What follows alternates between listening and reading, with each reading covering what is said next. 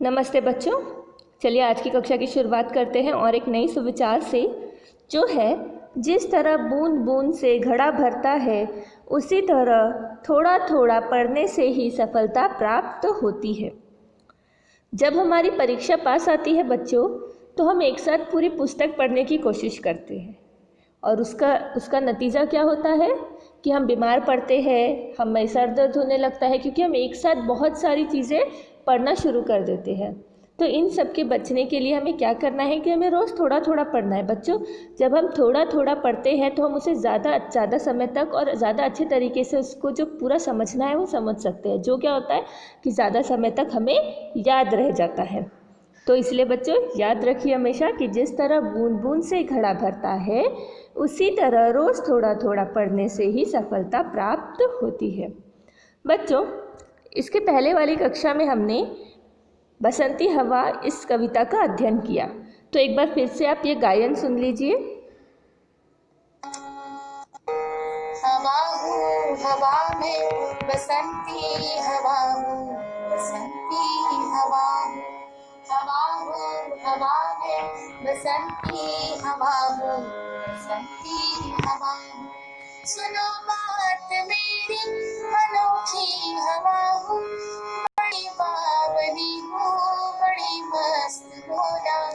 नहीं कुछ फिकर है, बड़ी ही निडर हूँ, जिधर चाहती हूँ उधर घूमती हूँ, मुसाफिर अजब हूँ। हवा हूँ हवा में बसंती हवा हूँ, बसंती हवा हूँ।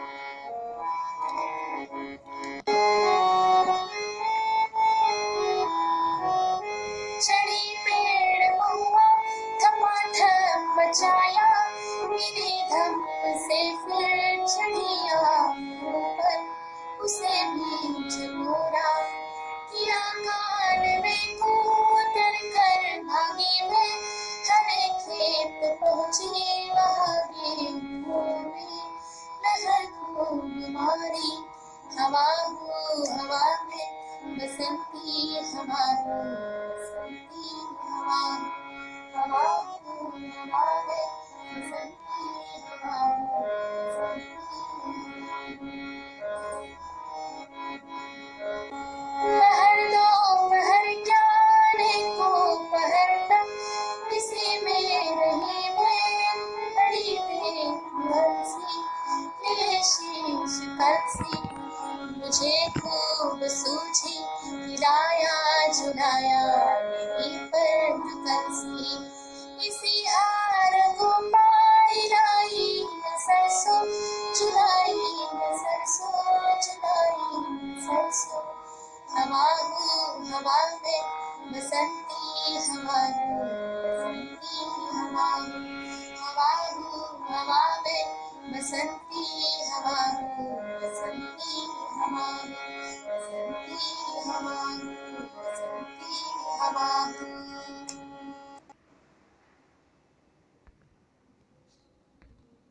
बच्चों, आपको ये कविता याद करनी है। इसके बाद मैंने आपको कविता को समझाया, कविता का अर्थ बताया है कि बसंती हवा कैसे अपने बारे में बता रही है कि वो क्या क्या अनेक युगों से करते आई है। उसके बाद हमने यहाँ पे शब्दार्थ लिखे हैं। उसके बाद बच्चों अब आपको क्या करना है, शब्दार्थ के नीचे देखिए प्रश्न पहला, कोष्टक में से उचित शब्द चुनकर रिक्त स्थानों की पूर्ति करो। यहाँ पे आपको कुछ ऑप्शंस दिए बच्चे, जैसे कलसी, फिकर, गेहूँ और धम। अब नीचे पहला दिया है नहीं कुछ डैश था, मैंने आंसर लिया है फिकर है। गिरी धम से फिर चढ़ी आमों पर, वहाँ गेहूँओं में लहर खूब मारी। ये कविता की पंक्तियाँ हैं बच्चों, जो मैंने आपको बुक में से ऑलरेडी उसके आंसर्स दिए हैं, सिर्फ एक चौथा वाला खाली छोड़ा है, हिलाया झुलाया गिरी परना।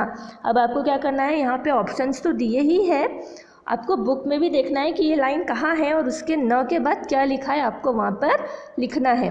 बच्चों सफाई से लिखिएगा, अगर आप एक लाइन छोड़ के लिखना चाहते हो तो लिख सकते हो, पर सफाई से लिखो। और मैंने यहाँ पे अलग अलग रंगों के पेन का यूज़ किया है कि आपको ज़्यादा अच्छे से समझे, पर आप सादा जो आप ब्लू पेन से लिखते हो उसी से करो, पेंसिल से अंडरलाइन करो, ठीक है। उसके बाद बच्चों प्रश्न दूसरा, निम्नलिखित प्रश्नों में से उत्तर एक एक वाक्य में लिखो। पहला, खेत में पहुंचकर हवा ने क्या किया? तो मैंने आंसर उत्तर दिया है बच्चों, खेत में पहुंचकर हवा ने गेहूं में खूब लहर मारी। गेहूं की जो धान थी उसमें वहाँ पे उसने खूब लहर मारी। दूसरा, हवा खेत में कब तक रही? तो उसका उत्तर है हवा खेत में अनेक पहर तक रही, काफ़ी समय से। तीसरा, हवा ने सरसों को क्यों नहीं हिलाया? क्या हुआ था कि हवा अलसी से हार गई थी, इसीलिए उसने सरसों को नहीं हिलाया। अब उसके नीचे समानार्थी शब्द मीनिंग होते हैं। प्रश्न तीसरा, कोष्टक में से समानार्थी शब्द चुनकर लिखो। यहाँ पे आपको दिए विचित्र, सिर, वृक्ष, वायु, राही, पराजय। अब हवा अर्थात क्या बच्चों? वायु। अनोखी अर्थात क्या? विचित्र। मुसाफिर अर्थात क्या? राही। शीश अर्थात क्या? सिर। हार अर्थात क्या? पराजय। और पेड़ अर्थात वृक्ष। आपको क्या करना है बच्चे? ये अपने कॉपी में लिखना है, सफाई से लिखना है, ठीक है। अब हम अगली कक्षा में दूसरा पाठ पढ़ेंगे। धन्यवाद।